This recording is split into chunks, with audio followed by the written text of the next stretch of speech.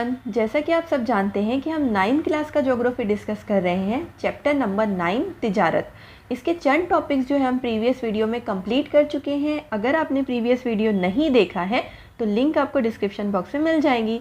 So without delaying let's move on to the topic. So आज का हमारा सबसे पहला टॉपिक है तिजारती तवाज़न। अब इसमें क्या होता है कि एक मखसूस मुद्दत के दरमियान होने वाली दर आमदाद और बर आमदाद के दरमियान के फ़र्क को जो है तिजारती तवाज़न कहा जाता है। अब दर आमद मतलब कि चीज़ों को ख़रीदना और बर आमद यानी कि चीज़ों को बेचना।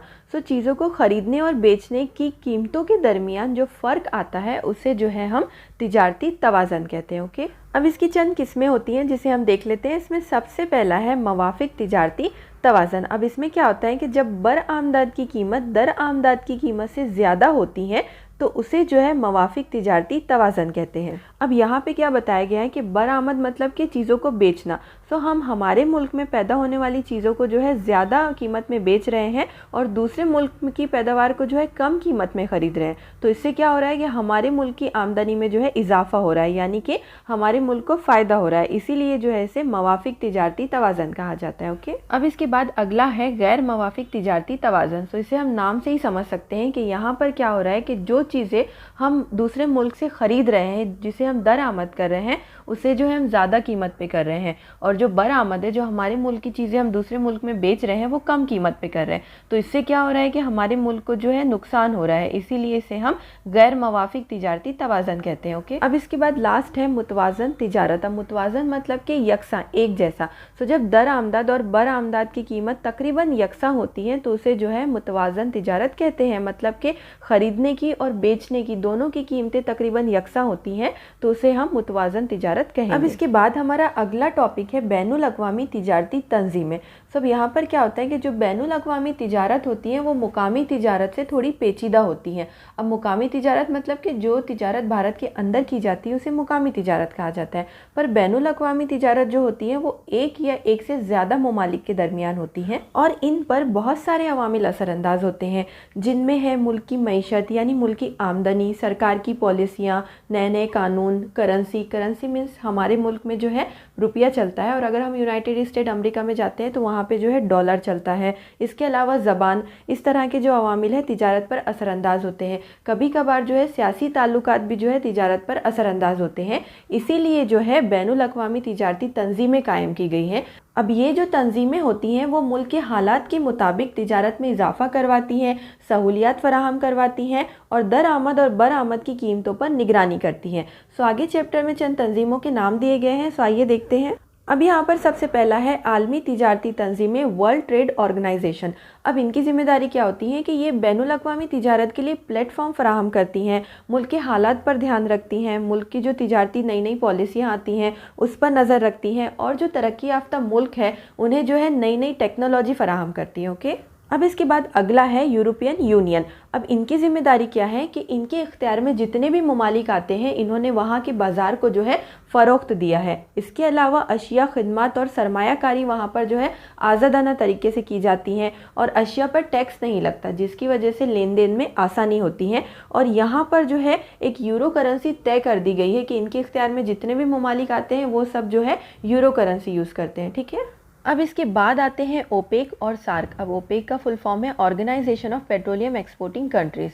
अब इनकी जिम्मेदारियां क्या होती हैं कि ये जो है मादनी तेल की बैनुल अक़वामी तिजारत पे निगरानी करते हैं और इनके इख्तियार में जो भी मुल्क आते हैं उनकी तेल की पैदावार और कीमतों की निगरानी करते हैं और तेल की दर आमद में सहूलियात फराहम करवाते हैं। ओके, अब दूसरा है SAARC, South Asian Association for the regional cooperation. ये क्या करते हैं कि जनूबी एशिया के जितने भी ममालिक हैं उनके मसाइल को हल करते हैं, उनकी जो भी परेशानियां होती हैं उसे दूर करते हैं और समाज की फलाह व बहबूद करते हैं और मियारे ज़िंदगी में इजाफा करने की कोशिश करते हैं। सो ये तमाम मालूमात थी मुख्तलिफ ममालिक की तंजीमों के बारे में। अब इसके बाद आपको करने के लिए कुछ काम दिया गया है कि ओपेक और सार्क इन दोनों तंजीमों के रुकन मतलब इनके इख्तियार में जो ममालिक आते हैं उनको जो है आपको मैप में निशानदेही करनी है।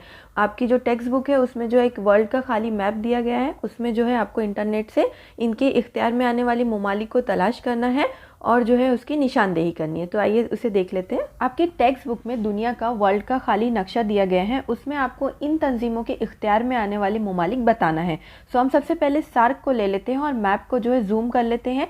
तो सार्क के अंडर में जो है भारत, श्रीलंका, नेपाल, बांग्लादेश, पाकिस्तान, मालदीव और भूटान जैसे ममालिक आते हैं। अब ये तमाम ममालिक जो हैं जुनूबी एशियाई ममालिक हैं। ओके, अब इसके बाद हम ओपेक तंजीम के बारे में देख लेते हैं। सो इसमें जो है सऊदी अरब, ईरान, इराक, कुवैत, नाइजीरिया और वेनेजुएला जैसे ममालिक आते हैं। अब इसके बाद आपको फ़रोख्तकारी या मार्केटिंग के बारे में समझाने के लिए जो है कहानी दी गई है कि अहमद बाबा अपने खेत में जो है बड़ी मेहनत व मशक्क़त से सब्जियां और दीगर फसलें उगाया करते थे, लेकिन उन्हें जो है अपनी फसलों की मुनासिब कीमत नहीं आती थी। लेकिन उनका जो बेटा था वो उसी वक्त जो है कॉलेज में तालीम हासिल कर रहा था। तो उसने क्या किया कि इनकी जितनी भी फसलें थी उसे अच्छे से साफ़ करवाया और उसे ज़ेब आराइश वाले कागज़, मतलब कलरफुल कागज़ में बांध दिया। उसके बाद उसने शहर के सुपरमार्केट से राब्ता कायम किया और उस अशिया के मेयार को देखकर उन्होंने जो है उस अशिया का इश्तिहार दिया, उसे जो है फ़रोख्त के लिए लोगों के सामने पेश किया, जिसकी वजह से जो है पैदावार की फ़रोख्त में इजाफा हो गया और उनकी आमदनी बढ़ गई। अब इससे हमें ये पता चलता है कि किसी भी चीज़ की पेशकश और उसका मेयार बहुत ज़्यादा अहमियत रखता है। खान बाबा क्या कर रहे थे कि उनकी जो पैदावार थी वो उसे साफ़ नहीं करवा रहे थे, उसकी पैकिंग नहीं करवा रहे थे और आसपास के जो बाज़ार हैं वहाँ पर जो है उसे बेच रहे थे। लेकिन उनके बेटे ने जो है उनकी पैदावार को साफ़ करवाया, उसकी अच्छे से पैकिंग की और उसे जो है शहर के सुपरमार्केट में जाकर फ़रोख्त किया, जिसकी वजह से उनकी आमदनी में इजाफा हो गया। अब ये जो तमाम चीज़ें हैं वो फ़रोख्तकारी की वजह से मुमकिन हो पाती हैं। अब फ़रोख्तकारी क्या होता है? फ़रोख्तकारी मतलब कि चीज़ों का मेयार बढ़ाना, उसकी अच्छे से पेशकश करना, उसके इश्तिहार देना और लोगों के सामने जो है चीज़ों को लेकर आना, क्योंकि हर शख्स को जो है हर पैदावार का इल्म नहीं होता है। अब हम जब मार्केट में जाते हैं तो हम उसे कैसे ख़रीदते हैं? या तो हम उसकी टीवी पे ऐड देखते हैं, उसका इश्तिहार देखते हैं, या फिर जो है बाज़ार में देखने के बाद ये बात हमारे जहन में आती है कि ये जो पैदावार है हमारे लिए फ़ायदेमंद हो सकती है, इसीलिए हम उसे ख़रीदते हैं और इस तरह की फ़रोख्त के अमल को जो है फ़रोख्तकारी कहा जाता है। ओके, अब इसके बाद का हमारा अगला टॉपिक है फ़रोख्तकारी की अहमियत। तो इसमें बताया गया है कि आजकल का जो ज़माना है वो जदीद सनती ज़माना है। इसमें जो है आलमकारी हो रही हैं, यानी कि बैनुल अक़वामी तिजारतें हो रही हैं, एक मुल्क से दूसरे मुल्क के दरमियान हो रही हैं, जिसमें जो है फ़रोख्तकारी की वजह से हम जो है पैदावार को एक ही वक्त में बड़े पैमाने पर अलग अलग इलाकों में तकसीम कर सकते हैं, ज़्यादा से ज़्यादा ग्राहकों तक पहुँचा सकते हैं, उसकी कीमतों में इजाफा कर सकते हैं और इसी तरह खामी रखने वाले माल को हम बाज़ार से वापस भी बुला सकते हैं। यानी आज के दौर में फ़रोख्तकारी तिजारती निज़ाम की एक अहम बुनियाद बन चुका है। अब फ़रोख्तकारी में ग्राहक को किसी शय की ज़रूरत का एहसास दिलाने के लिए इश्तिहारात बड़े पैमाने पर शाया किए जाते हैं। अब इश्तिहारात का मकसद क्या होता है कि इसके मकासद में ज़्यादा से ज़्यादा ग्राहकों तक पहुँचना, उन्हें पैदावार की जानिब मुतवज्जा करना और ख़रीदी के लिए राग़िब करना शामिल होता है। अब इसके अलावा इत्तलाती टेक्नोलॉजी में इनकलाब की वजह से सारी दुनिया एक बाज़ार बन गई है। इत्तलाती टेक्नोलॉजी मतलब कि मोबाइल फ़ोन्स वगैरह। अब मोबाइल फ़ोन की वजह से जो है हम अपनी जो पैदावार है उसकी मालूमात एक जगह से दूसरी जगह चंद मिनटों में दे सकते हैं। इसके अलावा जो है हम तिजारत के टाइमिंग मोबाइल फ़ोन पे डिस्कस करके फ़िक्स कर लेते हैं। तो इसकी वजह से जो है एक बाज़ार में इनकलाब आ गया है और इंटरनेट के ज़रिए दुनिया के मुख्तलिफ़ ममालिक की मसनूआत के बारे में बासानी से मालूमात हासिल कर सकते हैं। सो आजकल यूट्यूब, इंस्टाग्राम, फेसबुक की वजह से हम किसी भी प्रोडक्ट की मालूमात जो है बासानी से हासिल कर लेते हैं। इसीलिए आजकल ऑनलाइन मार्केटिंग, ऑनलाइन शॉपिंग में बहुत ज़्यादा तरक्की हुई है। अब इसके बाद फ़रोख्तकारी को समझाने के लिए एक बॉक्स दिया गया है। इसमें बताया गया है कि फ़रोख्तकारी किस तरह से की जाती है। तो इसमें मसनूआत दी गई हैं। सो फॉर एग्ज़ाम्पल हम मसनूआत में चावल ले लेते हैं जो कि नीचे दी गई है। चावल में हम सबसे पहले क्या देखेंगे कि पैदावार कौन सी है। तो इसमें जो है बासमती दिया गया है। उसके बाद दर्जाबंदी, क्लासिफिकेशन के ये साबित है, ये टुकड़ा है वगैरह।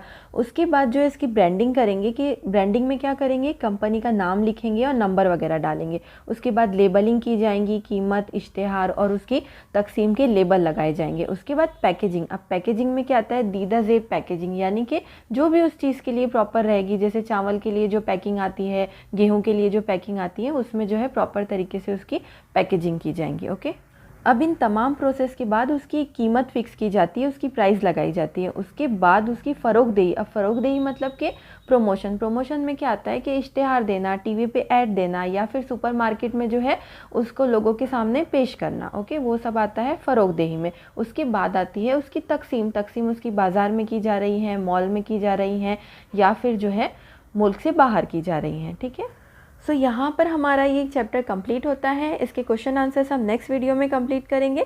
So thanks for watching the today's video.